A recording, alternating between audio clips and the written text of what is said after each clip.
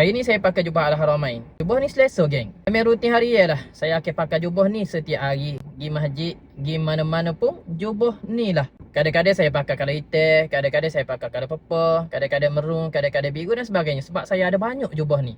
Jubah ni memang selesa, tak panas. Walaupun sekarang ni cuaca agak panas, tapi bila kita pakai jubah ni, dia tidak merangkak haba geng. Jadi tak ada masalah dah. Kita boleh pakai. Tak panas, tak lekat haba dalam ni. Jadi sedap pakai. Kalau saya awak email, kalau saya awak Tok Bila ataupun siuk dan sebagainya, memang sesuai lah jubah ni untuk saya awak. Kating dia memang kemas, dia tidak fit. Tapi kalau saya awak nak kecil, awak ambil saiz kecil sikit. Nak saiz besar, luas, lebar, saya awak ambil saiz besar. Saya rasa memang tak nyesal lah kalau saya awak beli jubah ni. Kita tengok, jahit dia pun kemas, bahu dia pun saya awak tengok terletak molek. Kola dia pun comel, kerah, butir dia pun tersusun dengan molek. Poket pun comel, ada 12 poket. Setiap poket saat ni ada pula poket kecil dalam dia untuk kita letak scaling dan sebagainya.